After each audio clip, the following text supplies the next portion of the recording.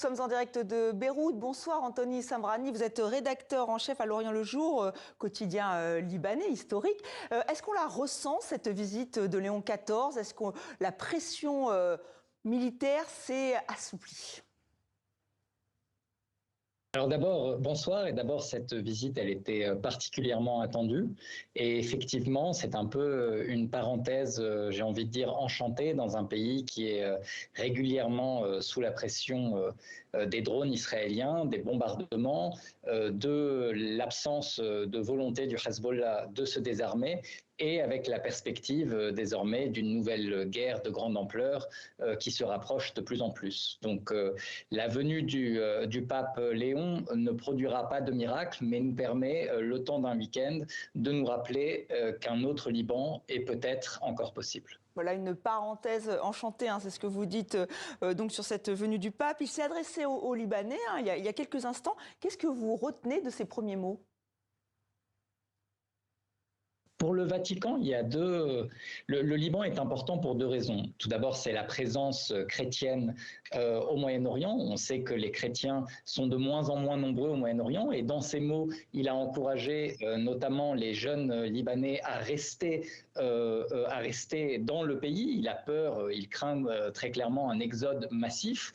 Et la deuxième chose qui est très importante du point de vue du Vatican, et qui avait fait l'objet d'une expression de la part de Jean-Paul II dès le début des années 90, qui était « le Liban est un pays message », c'est cette idée d'un pays où peuvent cohabiter plusieurs religions, plusieurs communautés, où la pluralité peut s'exprimer. Et la deuxième partie de ce message, allait dans ce sens. Il a appelé à la réconciliation, et il a appelé quelque part à préserver cette chose très précieuse qui est peut-être l'une des dernières que le Liban a encore à offrir au monde. Alors les chrétiens ont toujours été profondément enracinés dans le pays. Voilà, vous l'avez dit, ils redoutent un exode. Il y a aussi cet accord qui veut que le président de la République soit un chrétien maronite. Est-ce qu'ils ont toujours autant de poids ou pas ?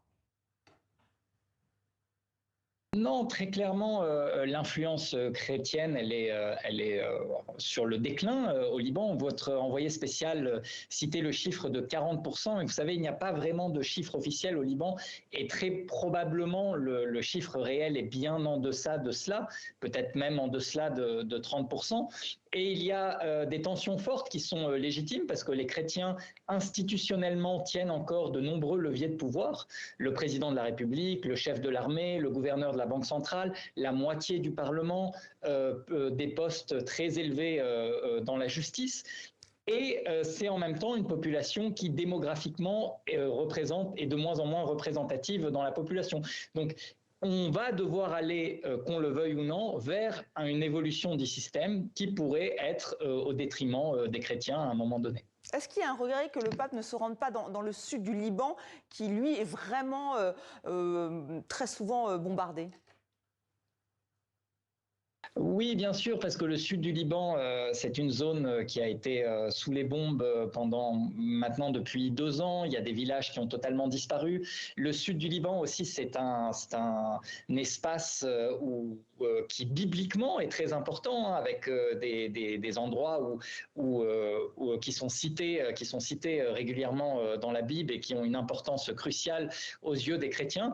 Et en même temps, c'est assez normal, j'ai envie de dire, compte tenu de la situation sécuritaire, que le pape ne puisse pas se rendre dans le sud du pays. Ce serait trop risqué pour lui, et on comprend que le Vatican ait voulu éviter ça. Je pense que c'est déjà presque miraculeux aujourd'hui qu'il puisse venir se rendre au Liban dans des conditions acceptables.